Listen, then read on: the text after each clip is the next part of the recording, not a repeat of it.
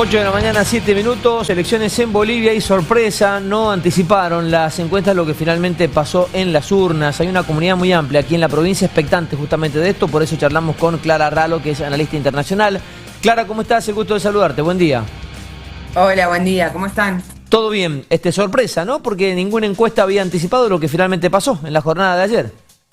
Sí, a ver, si bien las encuestas decían que iba a ser un retorno de la derecha después de más de 20 años de dominio del MAS, Rodrigo Paz sale como un candidato bastante inesperado ante esta situación, que es quien tiene la mayoría de los votos, pero no los suficientes, por lo tanto se va a ir a balotaje, que ocurre el día 19 de octubre. Claro, y habrá que ver hacia dónde migran los votos que quedaron ahí dando vueltas, por ejemplo, los de la izquierda. De todas maneras, pareciera ser una elección que premia al centro un poco más, ¿no? Como que los extremos han quedado excluidos. Es una elección moderada, no se podría decir que sean figuras nuevas. Rodrigo Paz es hijo de un expresidente boliviano que fue exiliado durante la última dictadura en Bolivia. Es senador. Jorge Quiroga, que es con quien va a disputar la elección presidencial en octubre, también fue presidente de Bolivia. Medina también se ha presentado a las elecciones más de 3 veces, por lo tanto no es una elección nueva, sino que es una elección donde el giro ideológico va hacia la derecha, al contrario de como se venía dando. Tengamos en cuenta otro elemento, que es que en el 2019 hubo un golpe de Estado se derrocó a Evo Morales por fraude electoral. Eso va a depender del análisis que cada uno hizo, y la derecha se posicionó como un gobierno, gobernaron durante un año, pero no lograron la mayoría necesaria como para ganar las elecciones en las cuales gana Luis Arce. Entonces es bastante interesante el cambio que hay a nivel elección ideológica que hoy en día hacen los bolivianos. Un Arce que después se distancia de Evo Morales, marca un poco su propia agenda. Y a propósito de Evo Morales, habían promocionado el voto nulo. ¿Qué porcentaje tuvo, si tenés ese dato? El voto nulo fue muy importante en algunos bastiones como Cochabamba, que son zonas claves para el MAS, pero sinceramente no tuvo una gran adhesión en el resto del país. Es más, el candidato de Arce, que estaba representando a una parte del MAS, fue la cuarta fuerza electoral. Entonces podemos decir que hoy en día las personas o el ciudadano boliviano está dirigiéndose hacia otras opciones más renovadas, porque el modelo de Evo Morales, el modelo del MAS, si bien trajo muchos beneficios para la política boliviana, hoy en día ya está bastante agotado por varias crisis económicas, financieras y sociales que ha vivido la sociedad.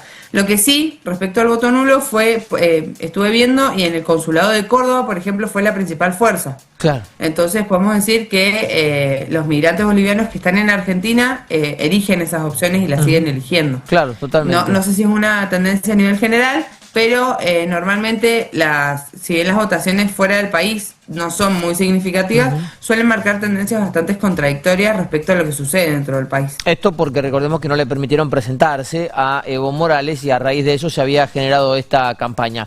Qué difícil anticipar lo que pueda pasar ahora, Clara, porque en la previa, insisto, en ningún sondeo Rodrigo Paz superaba el 10% de los votos y sin embargo sacó más del 30%.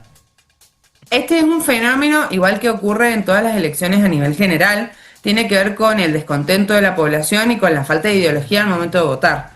Hoy en día son más los votantes indecisos que los que realmente tienen una posición marcada desde antes de la elección. O sea, es un fenómeno que incluso pasa en Argentina. Entonces, también es una crítica o un desafío que tienen las encuestadoras al momento de ver qué encuestan, porque normalmente suelen fallar al momento de tomar los datos. Claro. Me parece que también es bastante interesante el alineamiento de política exterior que van a tener estos dos candidatos. Rodrigo Paz buscaba una agenda de política exterior un poco más inclusiva, pero ambos fueron formados en Estados Unidos, lo cual creo que es un dato bastante interesante a tener en cuenta, sobre todo por la formación en relaciones internacionales de uno y de economía y finanzas del otro. Claro. Creo que va a volver a marcar un nuevo eje ideológico en el continente, y Brasil, en el caso de que gane Rodrigo Paz, puede quedar menos aislado, pero Lula va a ser un diferente en la región. Claro, todo también va a depender de los resultados que se den en las elecciones en Chile, pero hoy en día tenemos a Noboa en Ecuador, a Milei en Argentina, La figura de Petro en Colombia está bastante oscilante. No nos olvidemos que hace un par de semanas asesinó a un candidato a presidente. Entonces creo que es un buen momento para analizar la ideología en la región y cuáles van a ser las alternativas que elijan los sudamericanos. Sí, van cambiando, ¿no? De manera permanente. Vos marcabas lo de Petro en Colombia, que se puede mantener en la línea de Lula, que volvió justamente al gobierno, cambió Chile y parece que va a cambiar de nuevo. Van y vienen, es un movimiento pendular, me da la sensación, al menos en esta parte del planeta. Clara, ¿cuándo es, mejor dicho, el balotaje ya para definir el nuevo presidente de Bolivia? El balotaje se va a dar el día 19 de octubre. Tengamos en cuenta que a diferencia de esta elección, el candidato que gane va a ser el más votado, no tiene que haber un tope del 50% o una diferencia del 10% si llegan al 40%. Y bueno, habría que estar atentos sobre todo en cuestiones energéticas, porque con Bolivia hoy en día compartimos bastante en cuanto a la extracción de litio. O sea, tengamos en cuenta que Bolivia, Chile y Argentina tienen el mayor reservorio a nivel mundial. Claro. Y ahí ha sido confesado por Estados Unidos su interés, ¿no? Claramente, en instalarse en la región. Estados Unidos, China, cualquier industria que necesite una batería. El litio es fundamental para la producción. Totalmente. Sí. Esperamos entonces, vamos a ver cómo se desarrolla esta parte final ya en busca del nuevo presidente de Bolivia. Te agradecemos el contacto, Clara, que esté muy bien.